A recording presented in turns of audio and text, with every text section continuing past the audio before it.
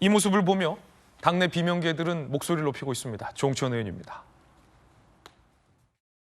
당을 뛰쳐나가가지고 무소속으로 출마를 한 것도 아니고 그걸 가지고 저렇게 부적격 판정을 한다는 게 저게 맞느냐. 그동안에 조정식 사무총장 너무 지도부에 경도된 언행을 보여왔는데 만약에 이게 문제가 있다면 자기하고 직접 관련된 거잖아요. 문제가 있다면 이거야말로 사퇴를 해야 되지 않느냐.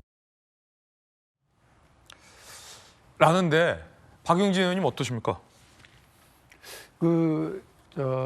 선출직 공직자 적격 문제를 판정하는 판단위원회, 판정위원회요. 자격심사위원회가 어떻게 보면 국가선거관리위원회 예비후보로 등록하기 전에 당에서 한 차례 걸르는 그런 과정입니다.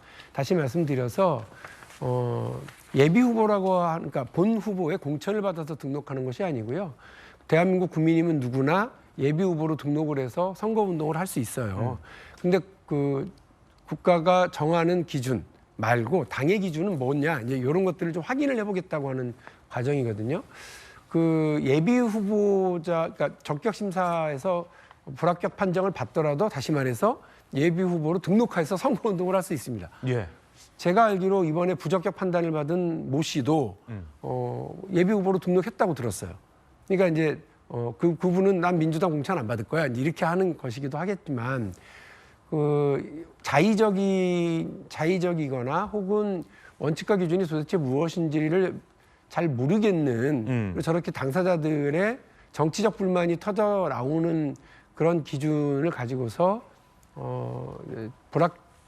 부적격을 판단을 내렸다고 한다면 조금 의아합니다. 그러니까 당사자들의 좀 불만이 있으니까. 그러시면 다 내용을 공개하겠다 이렇게 하는데 저는 본인들에게뿐만 아니라 국민들에게도 그 내용을 공개하시는 것이 맞다고 생각합니다. 그것이 본인들에게 치명적인 일이 된다고 한다면 본인들이 그거를 피하실 테고요. 그게 아니라면 왜 우리가 이런 논란에도 불구하고 부적격 판단을 내렸는지 명확하게 밝히셔야지 저렇게 본인들의 추측 가지고 반발하는 과정이 국민들에게 이렇게 자꾸 언론 쪽에서 공개되면 그 당의 부담으로 나오잖아요. 저는 뭐 당연히 지도부에서 그리고 조정식 사무총장이나 적격심사위원회가 그런 과정을 밟아야 된다고 생각합니다. 다 공개하십시오. 자, 물론 모든 비명 인사들이 부적격 판단을 받고 있는 것은 아닙니다. 그렇기 때문에 명백히 친명과 비명을 가르는 검증이다라고 규정할 수도 없습니다. 명백히 말씀드립니다. 하지만 묘한 게 문제가 있거나 의혹이 제기된 그리고 이재명 대표와 가까운 친명 인사들은 척척 적격 판정을 받는데 그렇지 않은 인사들이 유독 특히 강한 친명 인사들의 지역구에 도전장을 내민 비명 인사들에게 석연치 않은 이유로 부적격 판단이 제기돼서 논란이 아마 일고 있는 것 같습니다.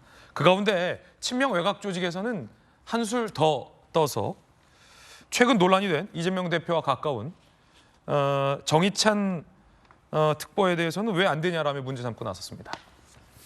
정의찬 특보 고문치사 연루 논란으로 적격 판정을 받았다가 번복이 됐습니다. 철회가 됐죠. 이재명 대표는 실무적인 실수라고 해명했습니다만 논란입니다. 그런데 친명 외곽 조직에서 이광재의 뇌물, 기동민의 고가 양복, 공천장사 송갑석은 적격 판정을 내면서 왜 정의찬은 안 되냐라며 현역 기득권 강화 수단으로 검증위를 악용하는 거 아니냐라는 논평 성명을 내기도 했습니다. 김용주 의원님. 네. 이를 두고 한 그 매체에서는 정대협 선배들에게 도전장을 낸 한 청년이다. 뭐 이런 분석도 하긴 했는데 어떻게 보십니까? 사실은 뭐 한 청년이 도전할 수 있죠. 근데 뭐 나쁘지 않습니다. 그러니까 아예 처음부터 제가 말씀한 것처럼 후보검증위원회가 예비후보 등록을 앞두고 정말 우리 당의 예비후보로 부적절한 사람만 최소화시켜서 내보냈다면, 그리고 또 지금 뭐 화면에 나오는 뭐 정의찬 이런 분들을 앞서서 이 사람이 그 적합하다고 이렇게 논의하는 것들이 아닌 전략적으로 그러니까 뭐 논의하더라도 그랬으면 좀 더 나았을 뻔했는데 대놓고 뭐 고문 살인 한 사람들은 적합 도장 쾅쾅 찍어주면서 사실은 실질적으로 경선하지도 않은 사람을 경선 불복종 이렇게 명확한 이중잣대가 눈에 보이는 것이 문제라고 보여지고 실제로 지금 현재 뭐 정의찬이든 강의원이든 앞으로 이런 사람들은 이미 문제가 있는 사람을 당의 혁신위에 사무총장을 앉히는 그 뻔뻔함이 저는 놀라울 뿐이에요. 저분이 어떻게 혁신의 대상이 위원회의 혁신위원이 됩니까?